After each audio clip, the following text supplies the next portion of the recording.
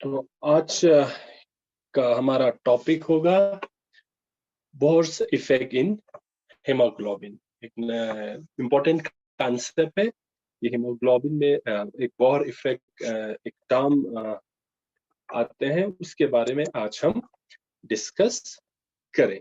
ठीक है, तो टॉपिक हमारा होगा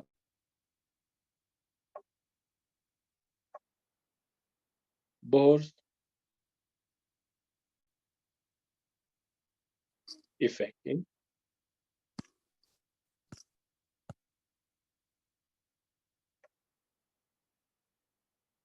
हीमोग्लोबिन। ये हमारा हीमोग्लोबिन और मायोग्लोबिन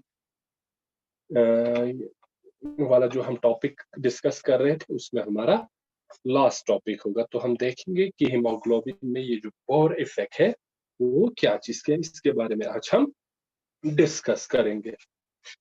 तो लास्ट लेक्चर में हमने देखा था कि जो हमारा haemoglobin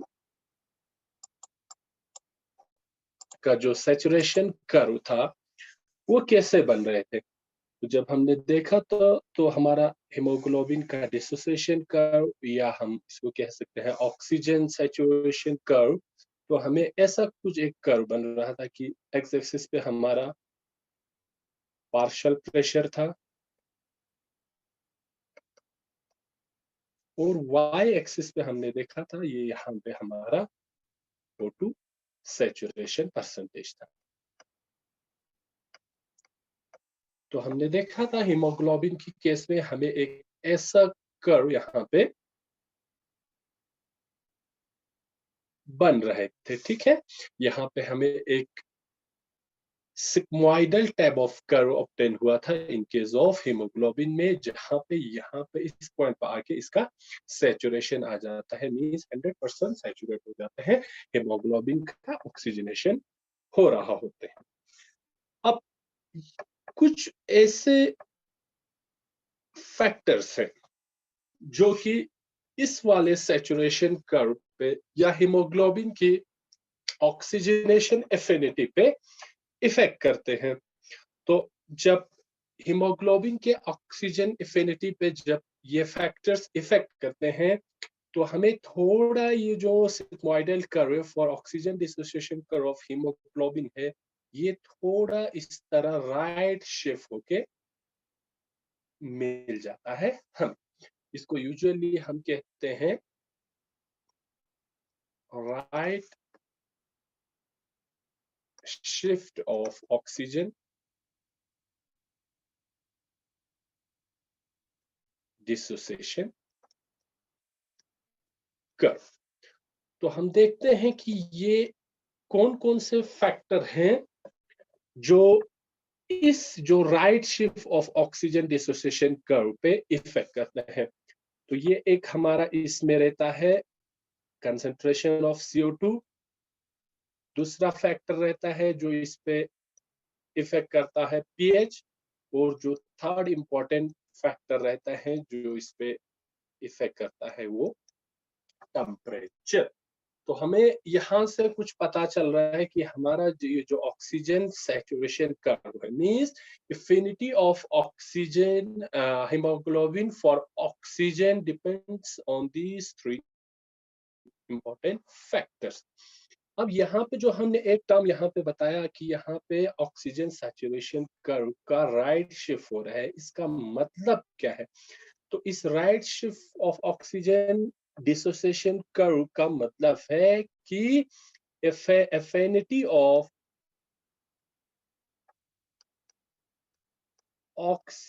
hemoglobin for O2 decreases, means ये रेड शिफ्ट होने का मतलब है कि यहाँ पे हीमोग्लोबिन का ऑक्सीजन के लिए एफिनिटी डिक्रीज हो रहा है।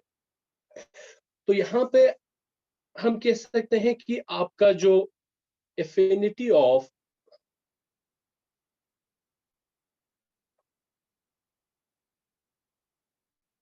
hemoglobin for dioxygen decreases with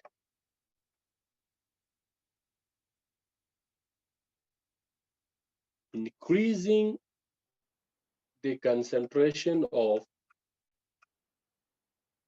carbon dioxide. यहाँ पे अब इस ग्राफ से हमें ये पता चल रहा है कि आपका जो affinity of haemoglobin for dioxygen molecule decreases with increasing the concentration of CO2। CO2 की कंसंट्रेशन बढ़ने से आपका हीमोग्लोबिन का एफिनिटी फॉर डाइऑक्सीजन डिक्रीज हो रहा है। अब इसका वजह क्या है, क्यों डिक्रीज हो रहा है यहाँ पे। अब हमें पता है कि ये जो कार्बन डाइऑक्साइड है आपका, ये आपका एसिडिक इन नेचर होता है। ये इसका नेचर क्या होता है, कार्बन डाइऑक्साइड का एसिडिक रहता है। अब जैसे जैसे आपकी बॉडी के मसल्स की अगर हम बात करते हैं, तो वहां पे concentration of this CO2 remains higher as compared to your main oxygen, we can say that the oxygen factor of our body which is known as lungs, उसकी कंपैरिजन में मसल्स में आपकी ये कार्बन डाइऑक्साइड का concentration higher रहते हैं। अब higher होने की वजह से हमने बताया कि जो कार्बन डाइऑक्साइड का नेचर स्लाइटली एसिडिक रहता है। एसिडिक होने की वजह से आपका क्या हो रहा है, इसको आप ऐसे भी लिख सकते हैं कि आपका जो reduced form of haemoglobin HbH positive plus, अब हम ये देखेंगे बाद में ये कैसे बन रहा है, जब ये आपका O2 के साथ कंबाइन होते हैं तो आपका ऐसा एक कॉम्प्लेक्स बन जाता है HBO twice 4 plus H positive. तो यहाँ पे आपका ये जो H पॉजिटिव रिलीज हो रहा है after oxygenation of this reduced form of haemoglobin, यहाँ पे H पॉजिटिव रिलीज हो रहा है। H पॉजिटिव का रिलीज होने का मतलब क्या है, आपका इन्वायरमेंट एसिडिक बनते जा रहा है, इन्वायरमेंट आपका एसिडिक बनते जा रहे हैं। अब जब आपका एसिडिक इन्वायरमेंट बढ़ेंगे तो यहाँ पे आपका पीएच क्या होगा, इस जगह पे आपका पीएच लोअर रहेंगे, आपका पीएच कम हो जाएंगे। जब आपका पीएच कम होंगे तो यहाँ पे हमें देखने को मिल रहा है कि आपका जो affinity of haemoglobin for oxygen, कि हीमोग्लोबिन और ऑक्सीजन के बीच में जो बॉन्ड बनता है या जो कॉम्प्लेक्स फॉर्मेशन होता है, वो आपकी पीएच डिपेंडेंट है। क्या है, पीएच डिपेंडेंट। हम यहाँ पे ये भी कह सकते हैं, आपका जो हमने हीमोग्लोबिन में देखा था एक important term cooperative effect.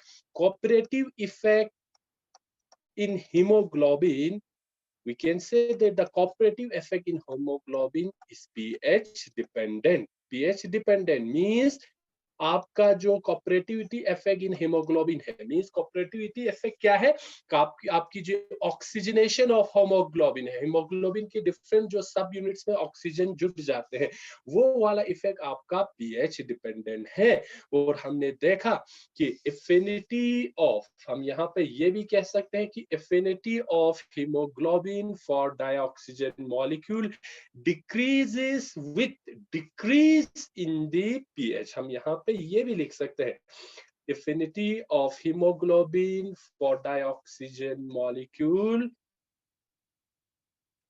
decreases with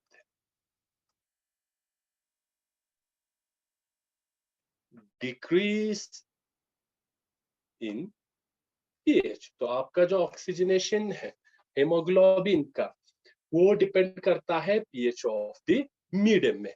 अब कैसे आपका ये पीएच ऑफ द मीडियम आपकी ऑक्सीजनेशन ऑफ हीमोग्लोबिन पे इफेक्ट कर सकते हैं, अब हम वो देखेंगे। और हमारे बॉडी में कार्बन डाइऑक्साइड रिलीज कहाँ से होता है, जो कि इस ऑक्सीजनेशन प्रॉपर्टी ऑफ हीमोग्लोबिन पे इफेक्ट करता है। अब अगर हम बॉडी की बात करें, ह्यूमन बॉडी की या कोई भी एनिमल की बात करते हैं, तो वहां पे हमारे बॉडी में क्या हो जाता है, ग्लूकोज होते हैं, ठीक है। ग्लूकोज का जब ऑक्सीजन की प्रेजेंस में, क्योंकि ग्लूकोज की ब्रेकडाउन क्यों होते हैं, या हम सेलुलर रेस्पिरेशन की बात करें तो सेलुलर रेस्पिरेशन में क्या होता है, हमारे बॉडी में ग्लूकोज की ब्रेकडाउन होते हैं और यहाँ से हमें कुछ ऐसे चीजें मिलता है। एक आपका CO2 मिलता है, दूसरा आपका H2O वाटर मिलता है और इसके साथ आपका एनर्जी प्रोड्यूस होता है ह्यूमन की बॉडी में या एनिमल्स की बॉडी में, एनर्जी प्रोड्यूस होते हैं। अब यही एनर्जी हमारे मेटाबॉलिज्म में यूज हो जाता है। तो यहाँ पे आपने देखा कि जब बॉडी में ग्लूकोज की ब्रेकडाउन होते हैं in the presence of O2, oxygen, dioxygen की प्रेजेंस में, तो आपका एक product, by product carbon dioxide release हो रहा है, दूसरा आपका वाटर रिलीज हो रहा है, और थर्ड जो आपका मेन प्रोडक्ट है एनर्जी रिलीज हो रहा है आपकी मस्कुलर एक्टिविटी से, या आप कह सकते हैं आपकी सेलुलर रेस्पिरेशन से। अब जैसे जैसे आपकी मस्कुलर एक्टिविटी बढ़ेंगे या आपका मस्कुलर एक्टिविटी इंक्रीज, और हम कह सकते हैं आपका जो सेलुलर रेस्पिरेशन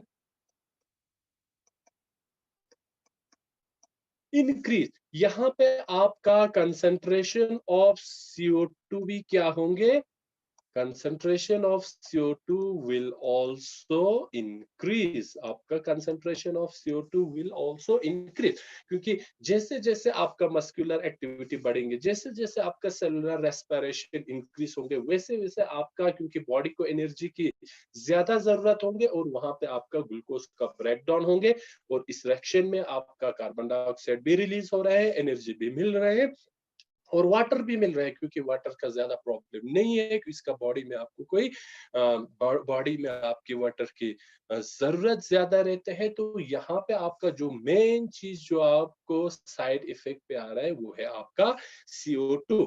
अब जैसे जैसे आपका रेस्पिरेशन, सेलुलर रेस्पिरेशन बढ़ेंगे, वैसे वैसे आपका कार्बन डाइऑक्साइड की कंसंट्रेशन बढ़ रहे हैं, जैसे जैसे आपकी कार्बन डाइऑक्साइड की कंसंट्रेशन बढ़ेंगे, वैसे वैसे आपका pH of that particular area क्या होंगे, डिक्रीज हो रहा है। पीएच क्या होगा आपका, डिक्रीजेस होंगे, पीएच डिक्रीज होंगे। अब यहाँ पे आपका क्या होगा, क्योंकि ये सारा एक्टिविटी आपकी कहाँ पे हो रहा है, मसल्स में हो रहा है, आपकी दूसरे parts of the body muscle tissues पे हो रहा है।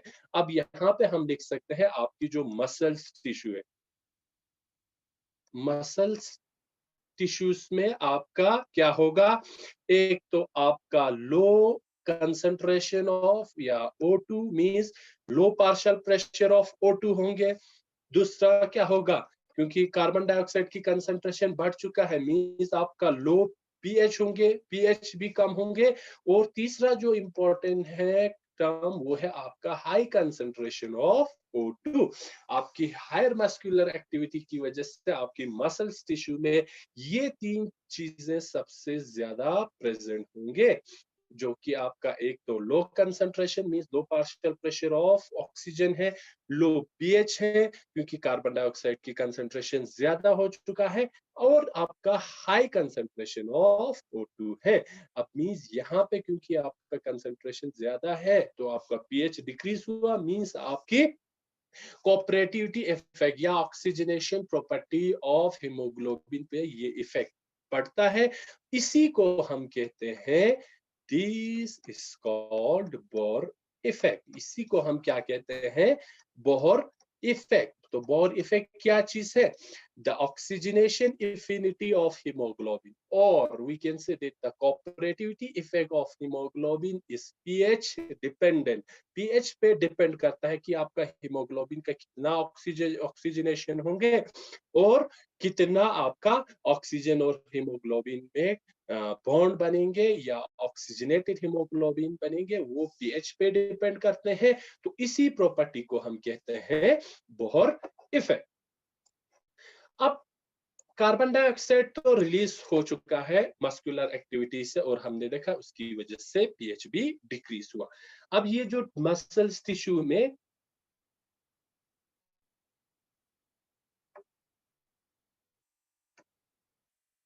मसल्स टिश्यू में अब जो कार्बन डाइऑक्साइड है, CO2 प्रेजेंट है, अब उसको क्या करना है, उसको मसल्स टिश्यू से आपका उठाना है और वापस लंग्स तक, क्योंकि इसको फाइनली हमें क्या करना है, बॉडी से एक्सपेल करना है, एक्सपेल आउट करना है, बॉडी से इसको बाहर निकालना है। अब ये कैसे होता है, अब ये जो आपकी मसल्स टिश्यू में कार्बन डाइऑक्साइड है उसको आउटसाइड ट्रांसपोर्ट करते हैं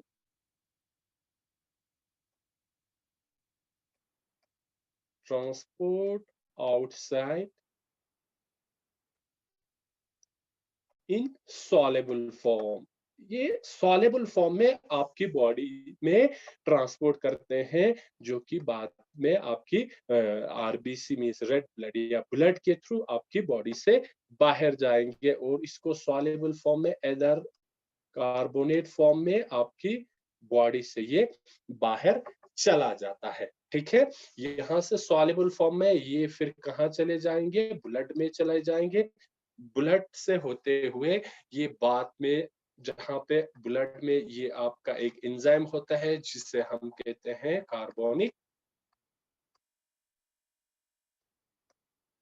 एनहाइड्रेज, ये इसको कन्वर्ट करता है in the presence of hydrogen ion H2CO3 means bicarbonate में कन्वर्ट करता है। ये आपका पहले जो कि हमने देखा था रिड्यूस्ड फॉर्म ऑफ हीमोग्लोबिन, वहां से ये H रिलीज हो रहा था। अब ये H जो है, प्रोटॉन जो है, इस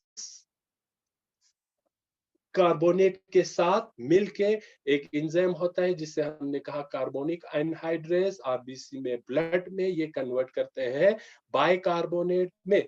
तो यहाँ से ये फिर आपकी बॉडी में सॉल्युबल फॉर्म में बाहर चला जाता है। तो अगर हमें यहाँ पे इसका रिएक्शन लिखे तो हमें ऐसा कुछ रिएक्शन देखने को मिलता है, CO2 प्लस H2O, क्योंकि ये रिवर्सिबल रिएक्शन है, ये कंबाइन होके CO3 बना लेते हैं और ये फर्दर डिसोशिएट होते हैं H प्लस CHCO3 माइनस। तो ये ओवरऑल रिएक्शन है जहां पे आपका ये कार्बोनिक एसिड बनते हैं या हम इसे कहते हैं हाइड्रोजन बाइकार्बोनेट बनते हैं। तो इस सॉल्युबल फॉर्म में ये आपकी बॉडी से बाहर चला जाता है। ठीक है,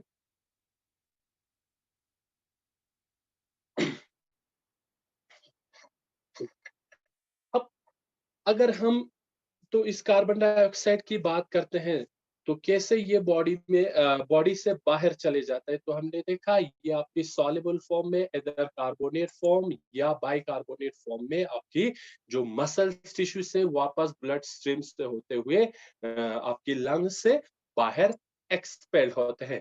तो यहाँ पे अगर हम बात करें तो लगभग आपका around about 10 to 15% of carbon dioxide आपका ब्लड के थ्रू कार्बा अमाइनो हीमोग्लोबिन के फॉर्म में भी ये बाहर चला जाता है। तो इधर एक अगर हम यहाँ पे देखें कि सिर्फ अगर ये बाइकार्बोनेट के फॉर्म में अगर आपका कार्बन डाइऑक्साइड बाहर जाता है, तो ये जरूरी नहीं कि सिर्फ बाइकार्बोनेट के फॉर्म में ही आपका कार्बन डाइऑक्साइड बॉडी के बाहर चले जाए। लेकिन यहाँ पे हमने ये भी देखने को मिलता है कि around 10 to 15% of carbon dioxide carbamino haemoglobin की फॉर्म में भी बाहर चले चले जाते हैं। तो यहाँ पे ये जो कार्बन डाइऑक्साइड है वो आपकी एमाइनो एसिड्स जो है, जिससे जहाँ पे हमने ग्लोबिन प्रोटीन की बात किया था, वहां पे एमाइनो एसिड के अमाइन ग्रुप से NH2 ग्रुप के साथ कंबाइन होके कार्बा एमाइनो हेमोग्लोबिन बनाते हैं और इसके थ्रू भी आपकी बॉडी से कार्बन डाइऑक्साइड बाहर चले जाते हैं। तो अगर हम इसका रिएक्शन देखें तो ये कार्बन डाइऑक्साइड है, ये आपका हीमोग्लोबिन है और ये NH2 आपके कहाँ से आ रहा है, प्रोटीन वाले पोर्शन से।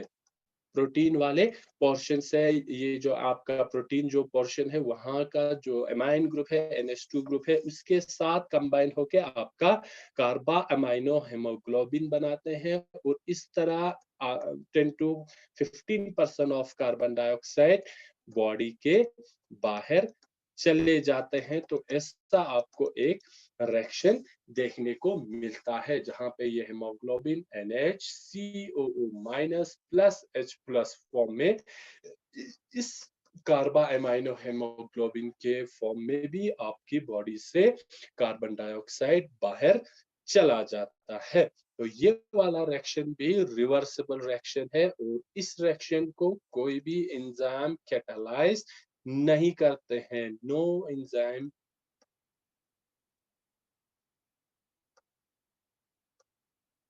कैटालाइज दिस रिएक्शन, और ये रिएक्शन हाईली रिवर्सिबल है, या ये फॉरवर्ड डायरेक्शन में बन सकते हैं या ये रिवर्सिबल डायरेक्शन में भी प्रोसीड हो सकते हैं। तो ये प्रोसेस था कि कैसे आपकी बॉडी में कार्बन डाइऑक्साइड की वजह से ऑक्सीजनेशन ऑफ हीमोग्लोबिन पे इफेक्ट पड़ते हैं, और कैसे आपका पीएच डिपेंडेंट है आपका ऑक्सीजनेशन ऑफ हीमोग्लोबिन, और कैसे कार्बन डाइऑक्साइड बॉडी में रिलीज होते हैं और कैसे ये वाला कार्बन डाइऑक्साइड बॉडी के बाहर चला जाता है। तो इस वाले प्रोसेस को जहां पे हमने देखा कि आपका ओवरऑल जो ऑक्सीजनेशन ऑफ हीमोग्लोबिन है वो कैसे पीएच पे डिपेंडेंट है, इस प्रोसेस को हम कहते हैं बोहर इफेक्ट इन हीमोग्लोबिन।